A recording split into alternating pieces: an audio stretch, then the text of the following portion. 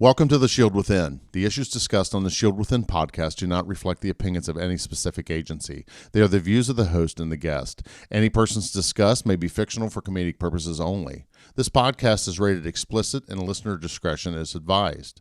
Listening to The Shield Within may trigger repressed or suppressed memories or experiences. Please contact a mental health professional at your earliest convenience. It's time for the chaos to cease.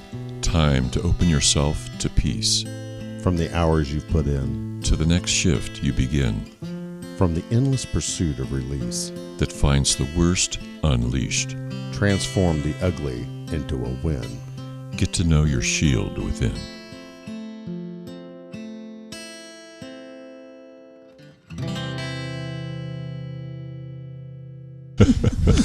All right, we're on the air. Welcome to The Shield Within. Welcome.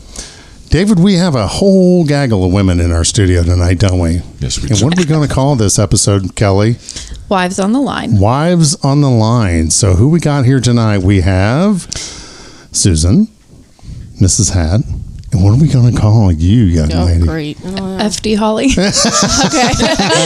There we go. I like FD Holly. So this is going to be the Wives on the Line episode.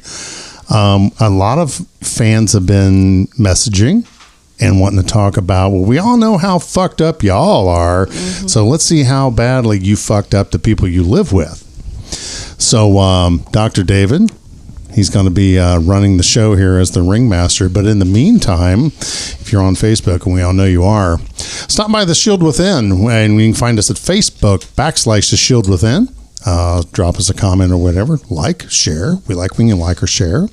Go to our podcasts and please like and follow. That really helps us on the back end. We're now on Pandora. Woohoo! I really think that's a big thing for Absolutely. me. You know, we're on all major platforms now, Right. including Audible and Spotify and all that other good stuff. So if you, if you're a little tech savvy, which I'm not, you can go to our website, which is www.theshieldwithin.com. You can see our smiling faces. You can put a big thumbs up there next to Hedgehog Donnie, because we know we all love Hedgehog Donnie. And also, if you're in need after seeing Hedgehog Donnie, you can reach out to David and do some EMDR. Well, he's not doing EMDR. But lessonslearncoaching.com. So if you go to Lessons Learned Coaching and try and unsee what you've seen with that and make yourself happy again. And without any further ado, I'm going to turn this over to David.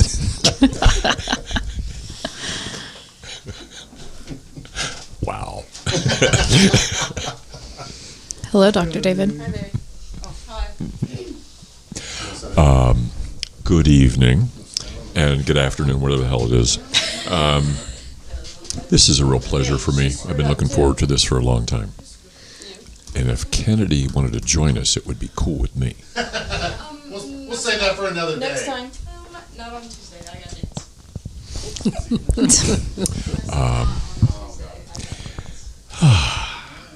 What we have this afternoon, is the opportunity to share. And I don't want to make it intrusive on any of you. I'm not going to ask you to answer anything you don't want to answer. Go talk about anything you don't want to talk about. This has to be comfortable, and there has to be a degree of ease in it, because we're going to talk about tough shit. But it doesn't have to be impossible. So if you get uncomfortable, let me know, like throw something at me, or, call me a really interesting name. I've done women's groups for a really long time, but it's been a while. And my favorite ones were with moms. I ran one at Riverside for a long time and loved working with those moms. And the women's group I had was a long time ago, and it was a lot of fun. Had a lot of really intelligent, articulate, kick-ass women in that group. We had a good time.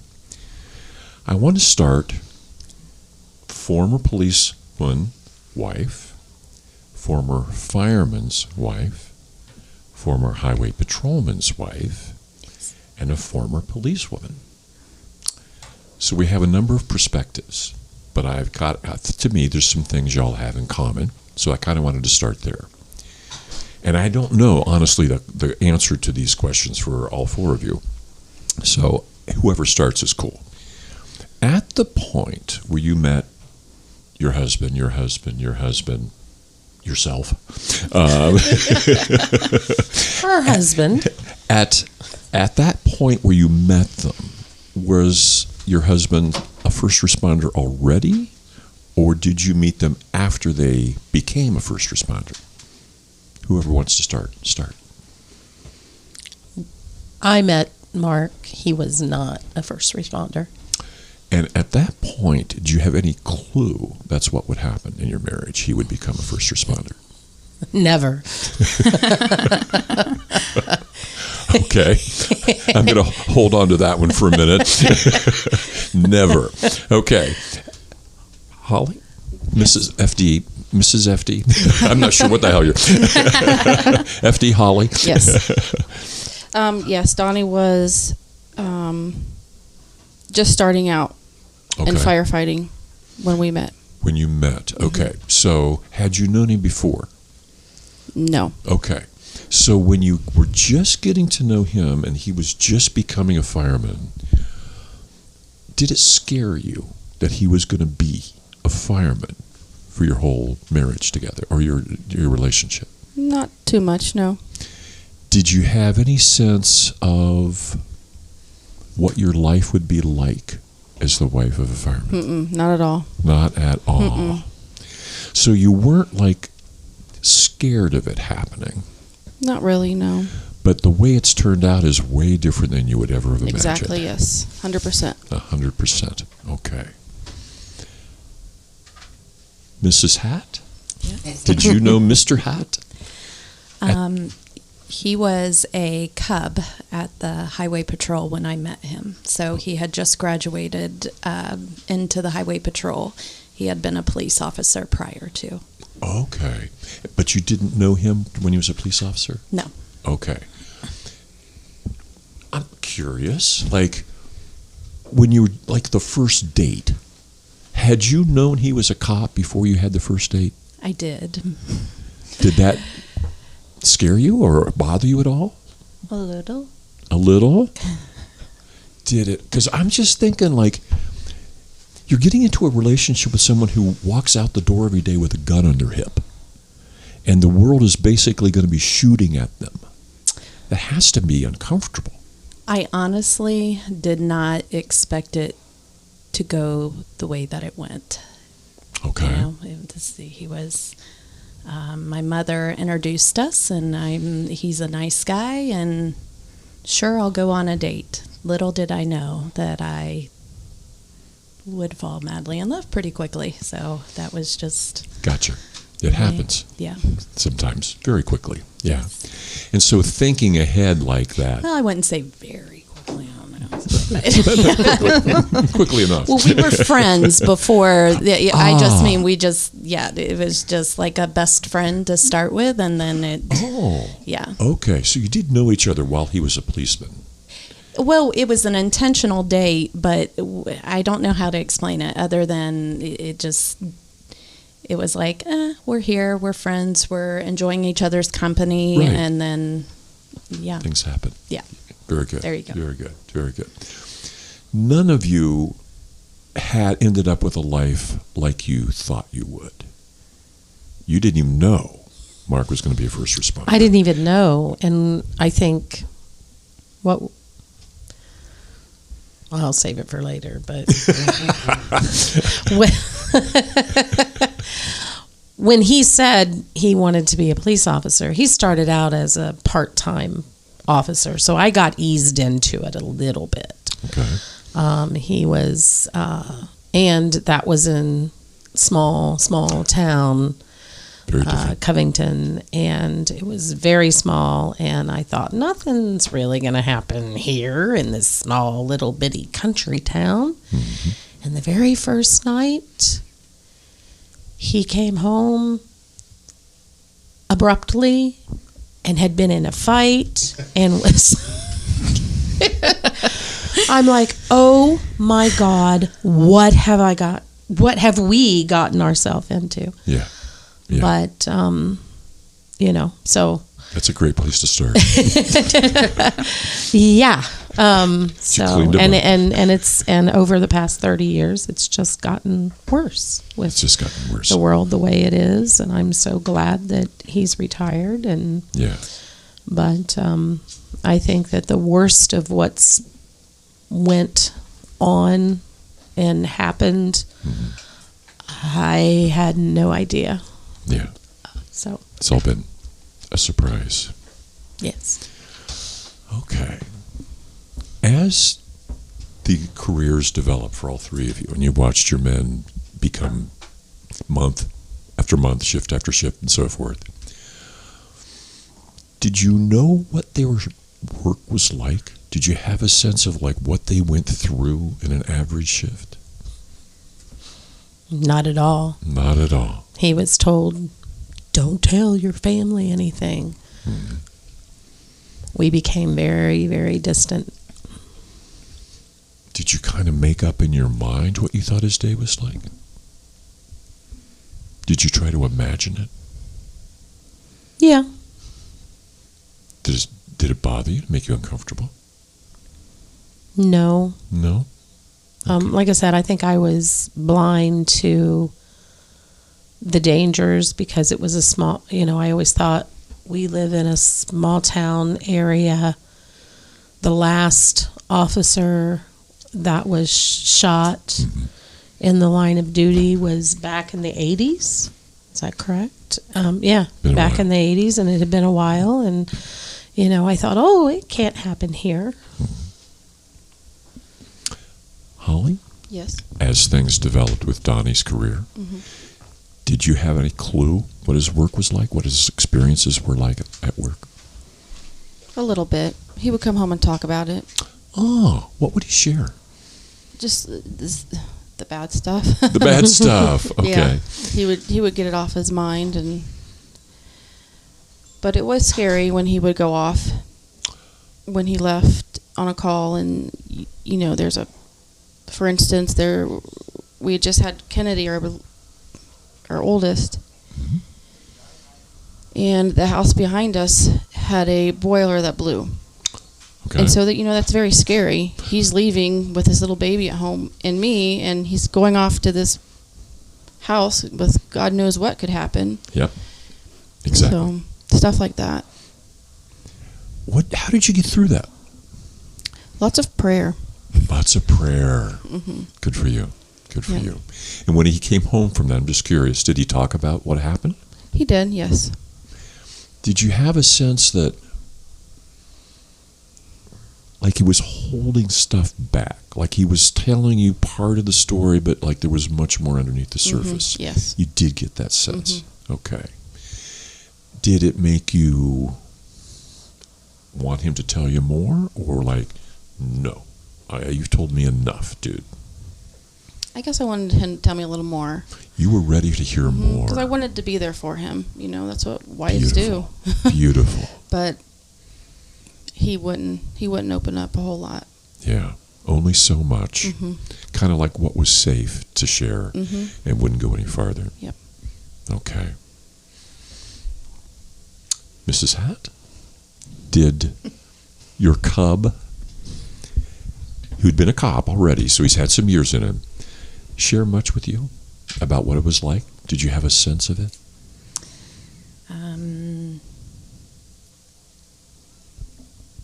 Jeff is very charismatic and likes to make jokes about everything.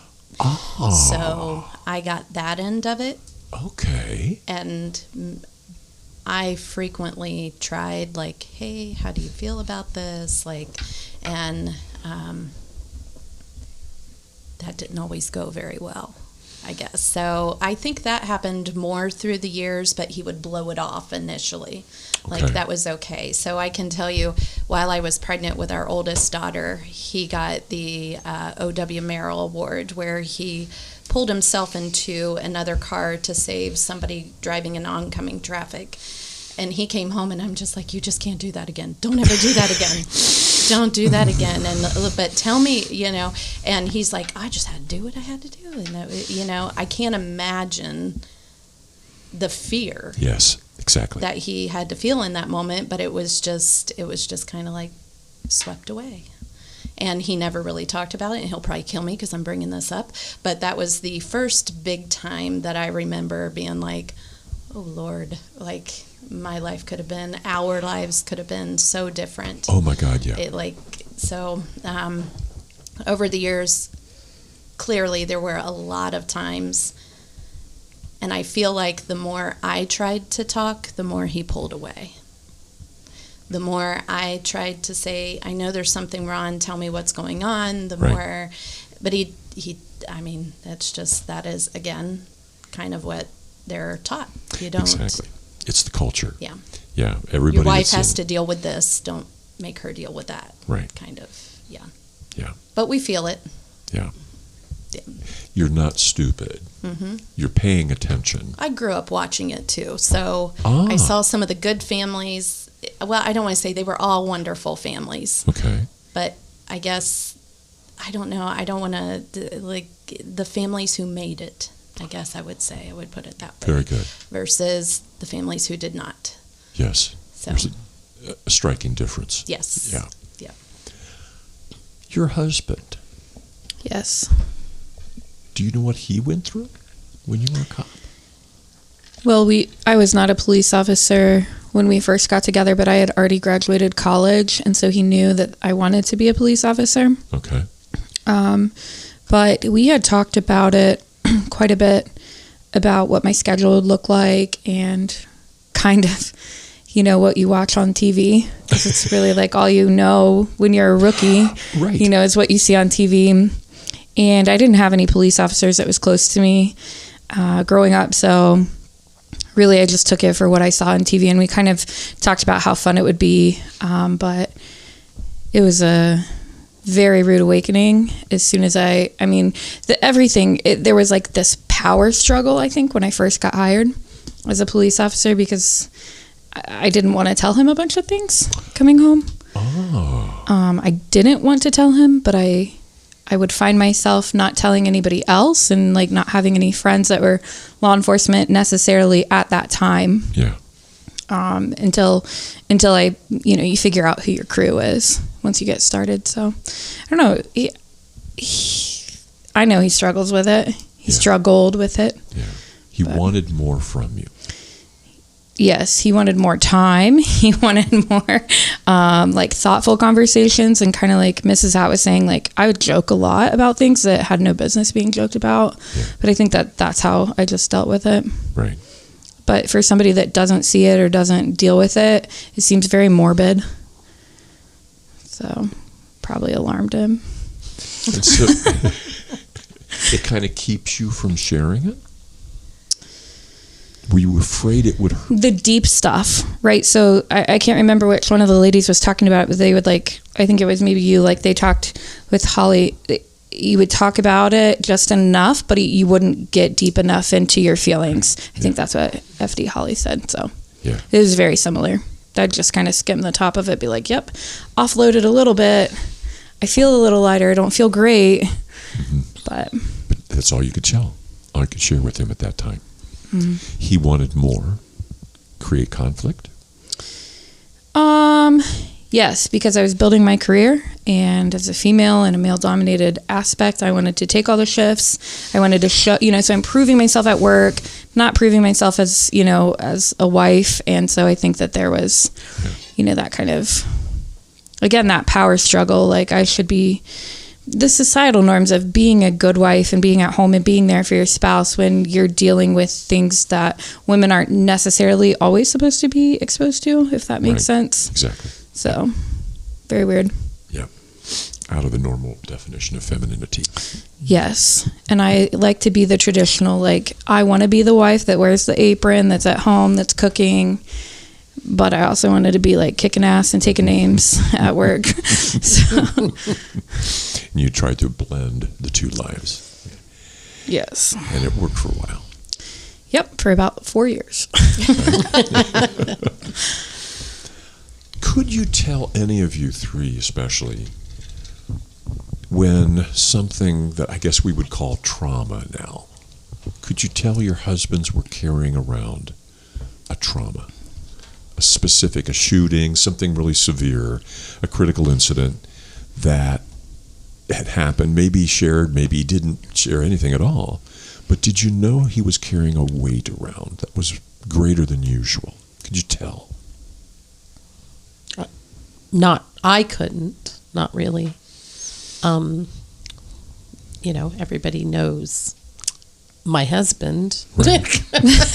who talk about the jokesters. And even, he doesn't get close to people. He doesn't let that side of him show anyway. Mm-hmm. So for him to be vulnerable, it's funny because just recently, saying that word, over the past year, Yeah. he's learned what vulnerable means. He's like, I don't understand that word. Mm-hmm. What does that mean? Awesome. Because he would never share, never let you really get very, very close. And you felt the distance.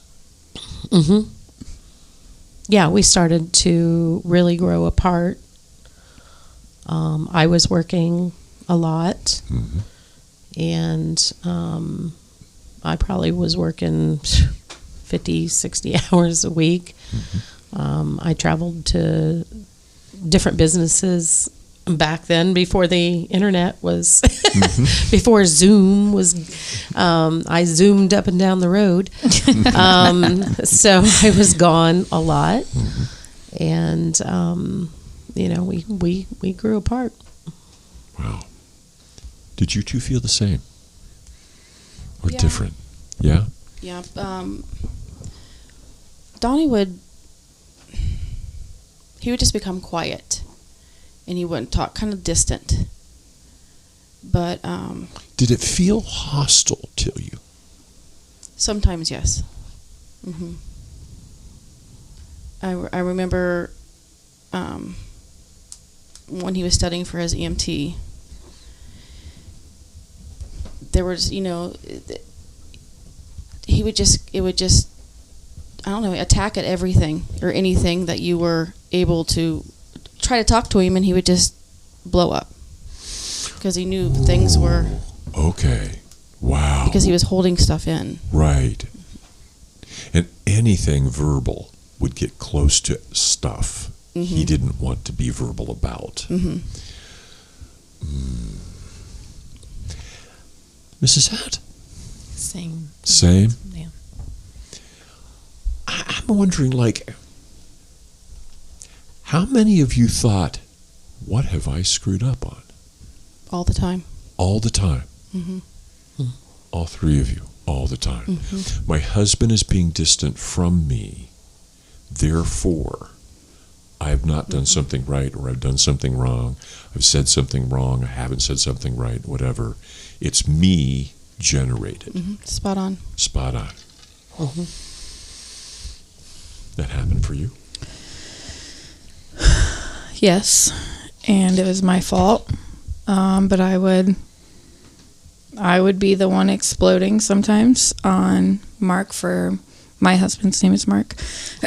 I don't think we said that in the beginning, but I would be the one. I would be the one instigating arguments for no reason.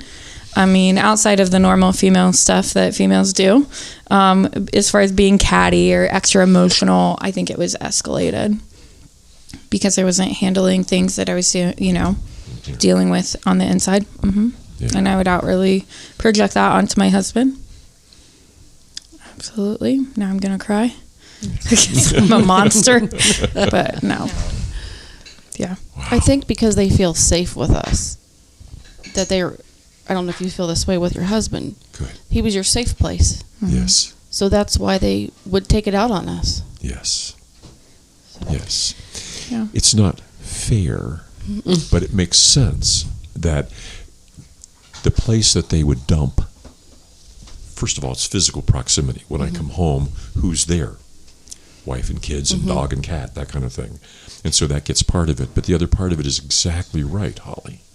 you're the support. You're the primary support. You're the primary resource, the primary safe place. Exactly right. And so you get the shit. Mm-hmm. Yeah. Can I, Please, and please. like, I guess my idea of a safe place was, and I get that now, what we're saying here. My idea of the safe place was the place you could come home and tell me all that bad stuff. Tell me all that was my, and Jesus. it's so, I don't know. And the thought that that he's sharing it with somebody else and not me, and that I wanted to be that person that he could fall into. Right. As opposed to Anybody else. Well, or the catching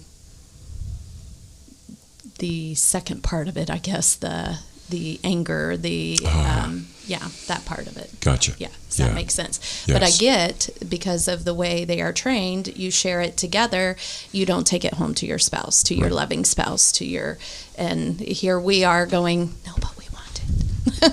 Right. Does that Well, make we just want to sense? be there. We just want to be there for them. Yes. And, and have a close relationship, Yes. feeling like, if I'm supposed to tell my husband everything, I'm supposed to tell my husband how I feel, I would assume that he's going to reciprocate that.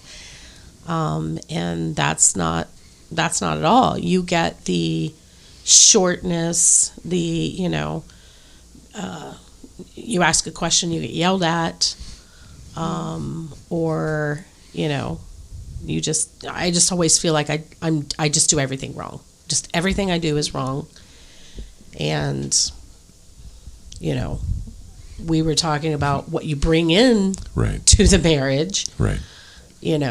Where I felt that way when I was a child. Everything I did was wrong. I couldn't do anything right. Now my husband thinks that of me, and it's tough. It's easy then to conclude, well, must be me. Yeah, must be me. Yeah. And then they run off and start telling those things that you want them to share with you. Yes. They start sharing them with dispatchers. Yes. And police clerks and whoever else on the FD side. Yeah. And we get the shit. Yeah. We get we also lay in bed at night and you wake up in the morning, and if most of the time everyone, you've had those late runs or they were working third shift, and you wake up in the morning and they're not there. Mm-hmm. And the first thing you do, you turn on the fucking television to see what the news has to say about your husband. Checking to make sure he didn't die. Yeah. What did he get into last night? What happened last night? Yeah. And all along, they're not home. They're at home. They're at the station. They're talking to other people. Yes. And not coming home to us that we want to hear. Right. We want to be there for them. I'm a fixer, so I want to fix what's wrong. Yeah. With my kids, with him, and when, like you said, you don't feel appreciated, you don't feel good enough because he can't come to me to talk to me. He'd rather go talk to someone else. Other people. Yeah. Y'all are doing really well. When it came to being a parent, did you have concerns about your husband being a parent? Yes. When he's that short, when he's that bottled up, when he's got the kind of work that he's got in general, did you look at him and your children and go, oh shit, I don't know about this, man? Several times. Several times. And yet, you can't really bring that up easily. directly with him? No, because he feels like he's being attacked. Yes. When we try to say stuff, he's being attacked. You know, our feelings, my feelings don't matter. It's all about him. He's being attacked. And that's what it was like. Yeah. Did you get in the way between him and the kids at times? No. No? I'm going to say a fat no there. We always want them there. Gotcha. Yeah. I cannot say how many soccer tournaments or things I did. And the kids will tell you, we don't remember Dad not being there because they had me, my mother, my father. But there was never a time that take that holiday off. You've been on long enough that a lot of things were on tournaments or on holiday weekends. Sure. And right.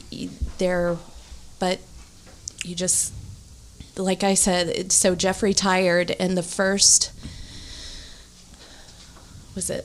Labor Day weekend that we spent together in 20 years, not at a soccer tournament, and that was last year. So 24 years in, Oh my goodness. and that's and it was the first time in 20 years that I hadn't been at a soccer tournament or something, but I don't know. Maybe as they get older and they see what's happening. Yes.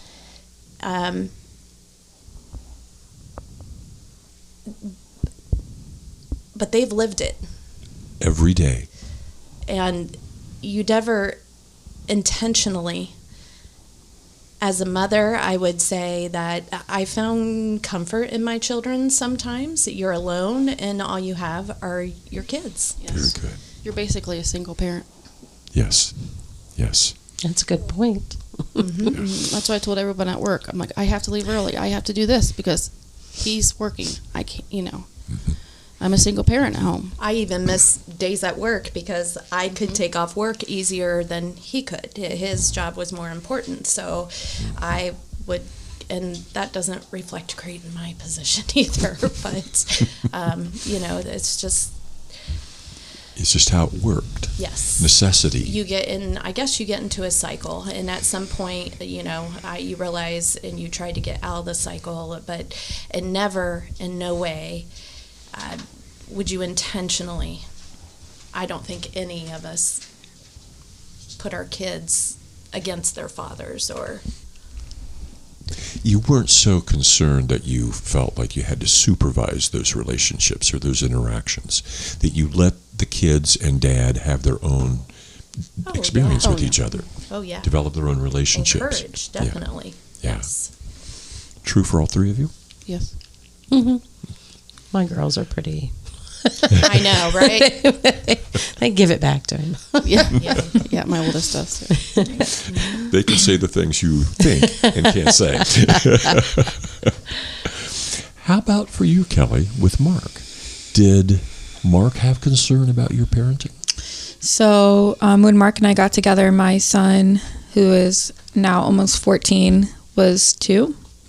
And we had concerns together how the schedule would look like, but we intentionally didn't try to expand our family together for a very long time. I would say we were together for 5 years before he actually married me. Okay. And then we were together for 3 more years before we had children, which we only have 1 child now together, and he's 2. But was that related to your work? absolutely. Absolutely. Mm-hmm. How so? Again, because I put my career before I put my marriage every day. Okay. Every night, every afternoon, and so when Mrs. Howe is talking about something, the importance in, his career was more important than what her position was, and I very much felt the same way. Yeah. Like, well, I can't take off, if something was to be wrong with Karsten, so I would ask him to do it, but or my son's dad, my first husband. So it just, like, I really relate with what she said on that, because I'm like, oh yeah, I would absolutely be like, sorry, Mark, you need to take off because he's sick and you need to stay with him.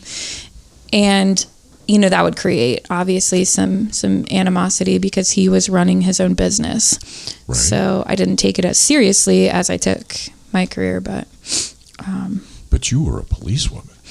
You couldn't leave work. You have to be there. Right. And you took every shift you could get. Yes, I took school details. So I know earlier you guys were talking about getting off work at 6 o'clock in the morning and then having court at 10. And then if I had court, I'd go ahead and sign up for the school detail, which was usually 4 hours at the high school or at the elementary school. If we had an extra festival for whatever reason, the city decides to have a festival every other weekend, parades every weekend. They're always shutting downtown. You know, they're always shutting the roads down, and I would always volunteer for those extra positions without even consulting my home life first to see if he had plans or if he wanted to do anything, and then I would blame him for not doing anything with me, like, if that makes sense. I'd be like, you never schedule anything, and he's like, holy shit, when could I do that? So your job makes it impossible. But I was happy at my career. Yes.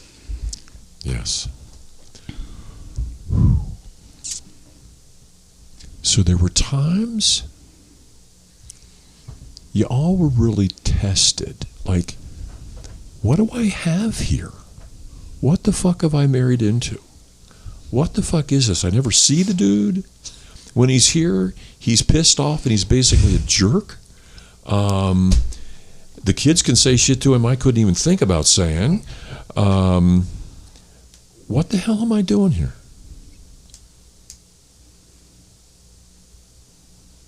I'm seeing one nodding head. I'm just thinking it would be the most logical thing in the world to go through a life like this, day after day, week after week, month after month, and you are living as a single parent. And it must look at times like this shit is not ever going to change. So I think it became the norm. It became the norm. It got to the point where I wouldn't even ask him, are you on call? Are you doing this? I'm just doing it with the kids. If you're home, you can go.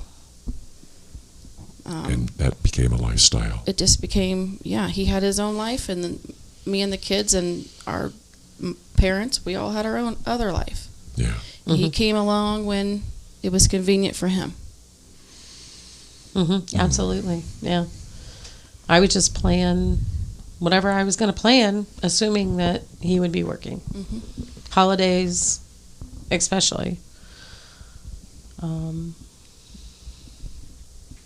that aspect, with the being on the fire department and EMS, that was a little easier for us. Right. You know, he would schedule 2 holidays a year. Okay. And we knew which ones those were going to be. So that was a little easier for that.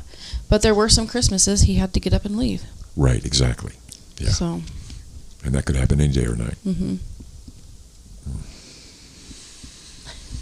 So I guess it begs the question, when you're in this and you've made a promise, you've made a commitment, you've married the person, but they're never there, and you're having to basically create a life that's yours and your children's as if you did not have a spouse, why'd you stay?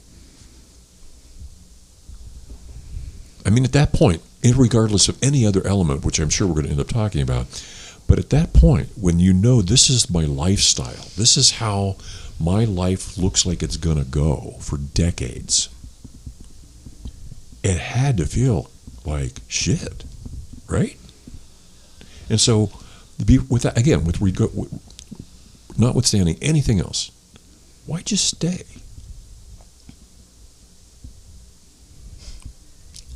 Why did you stay? Oh. Go. Go.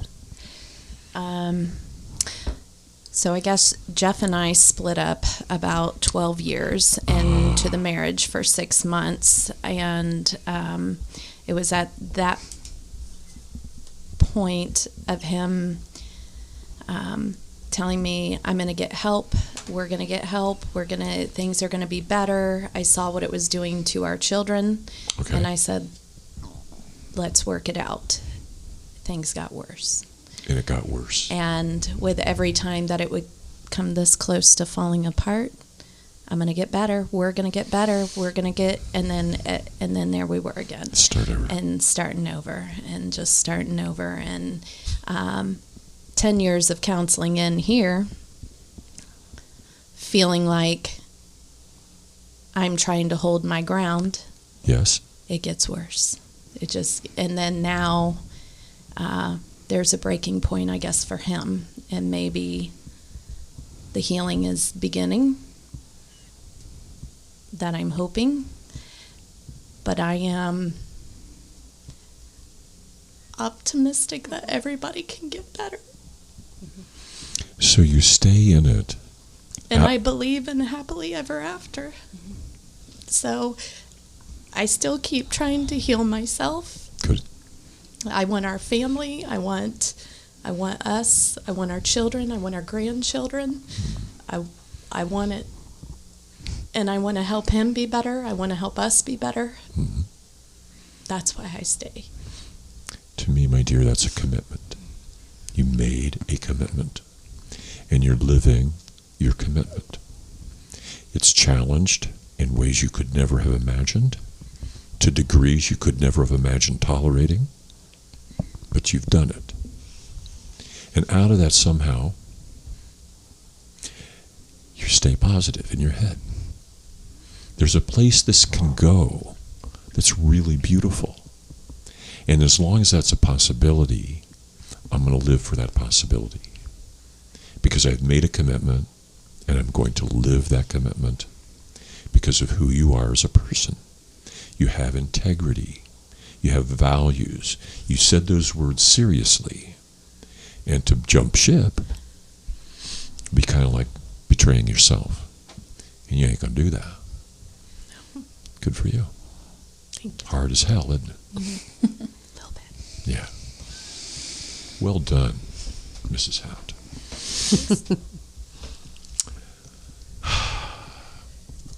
Any of this ringing true for the other three? The other? Absolutely. Absolutely. Mm-hmm. She was right on what she said. But then there's those vows that you say when you get married. You know, for better, for worse. And with Donnie and I being Christians, you don't just give up. Mm-hmm. I think there's too many people in this world that just give up on their marriages when one thing happens and they don't work at it. They don't realize marriage is hard. It's something you have to work at. Mm-hmm. You don't just give it up because of it. Yeah. Donnie and I, we were married 4 years, almost 5 years, and we got divorced. Ah. Because of situations that happened. Okay. And then once he realized, oh, the grass isn't greener on the other side, Mm-hmm. then we worked things out, and we got remarried 2 years later. Ah. So we always joke that we have a kid with our first spouses, period, and right. then a kid with our second. First marriage, second marriage. Yep. This is my first wife. We just celebrated our first 20-year anniversary, and then it'll be 18 years in June for the other one. So, I love it. or 19, whatever. But yeah, but it's like I didn't go up there in front of God and all my family and friends and just say, I'm not going to work on this. Mm-hmm. You know, you try as hard as you can. There is a point. There's a breaking point, I think, in every marriage that, when you need to leave. But Donnie he was never physically abusive. Mentally, yeah, sometimes when he was going through his stuff. Right. But Right. But again, like Mrs. Hatt, you're living your commitments. mm-hmm. You didn't say those words and dismiss them. You can't do that. It's not who you are as a person. So you stay in there and you keep your eyes focused on the possibilities. Mm-hmm. And I think in that, there's, to me, the opposite of that that's so deadly to people is feeling trapped in it. I'm not trapped in this. I could leave. It could end. but I'm going to give it absolutely everything I am before I'm up for it ending. Mm-hmm. And I think that's a really beautiful principle for all married people to live up to. You're right. One thing will happen. It's not a question of if or when. It's just, it's going to happen. Mm-hmm. Shit is going to get in the way. And I remember a young couple I dealt with a long time ago in my office, and the lady had a couple of kids, and she was not real eager to be with a man again. And she dated this guy for a while, and she was just like, she would come in and talk about him. A perfect fit. So I really want you to meet this guy. So he came in, and I may have told this story before, but I'll tell it again. He came in, and they were talking about their relationship and how it was developing and so forth. And he said, I just can't wait for the time when we get through all this shit and we can just sit down and not have to work. I came across my office and got about 3 inches from his face, and I said, that day will never come. That day, if you want a quality marriage, dude, the door's right next to you. Just go ahead and leave, because that shit ain't going to happen. This ain't a cartoon. Life does not happen like that. Marriage is something you get up in the morning and you work at all day long. When you go to bed, you're probably going to work at it all night long. There's no time off. You don't have a vacation from a marriage. There's not sick days for a marriage. There's no PTO in a marriage. You have this thing that you live with, and it's in your heart, and yours is in his heart, her heart, whatever. It's the same thing. Absolutely. How are we doing on time? Any clue?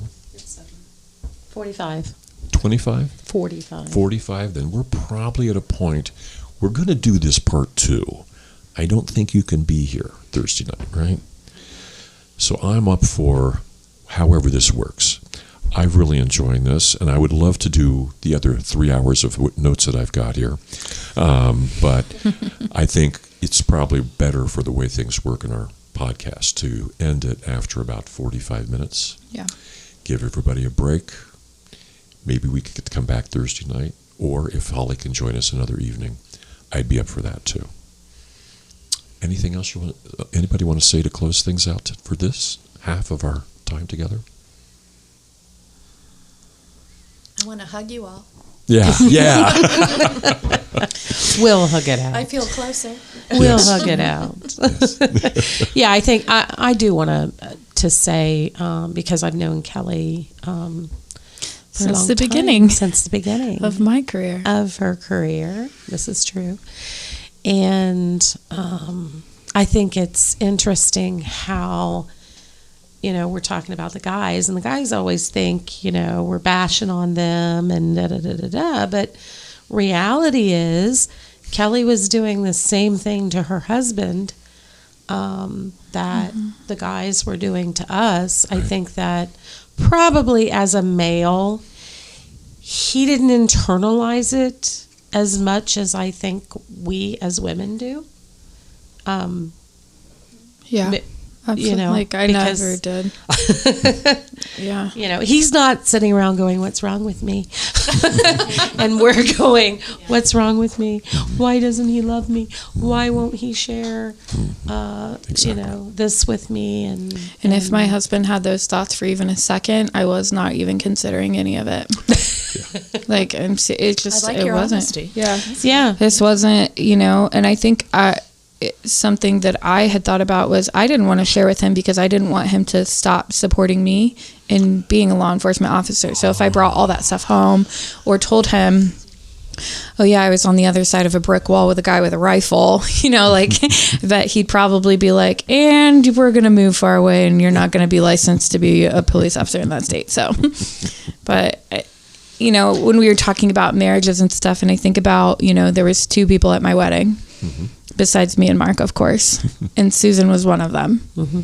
Susan and Mark were our witnesses, and we got eloped. And, those, when you find those people that you can confide in, and you keep them closer. Yes.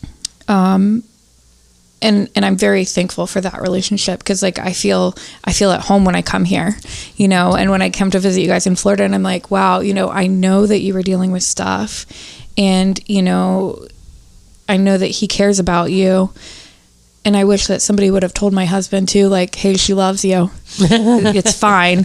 She just doesn't know how to deal with her own shit. Yeah. And she doesn't know. Beautiful. You know, she just doesn't know. But our marriage got way better after I left law enforcement. Yeah. Way better. Yeah. Quickly. Yes. Yeah. And I feel like a better mom too. You guys talked about like the kids and stuff, and like I would always put Karsten's stuff like on hold. For my career. Not with this. No, definitely not. I won't do that again. I will not miss anything ever again. Yeah. You're all in. Yeah. It's not worth it. May your days and nights find you strong and safe. May you take your place as your family's face. As you do the shit that we won't do. As you embrace the risk you must go through. May you grow in strength and heal and find your heart, your soul, and your mind. You look at your life and grin. You have a home, the shield within.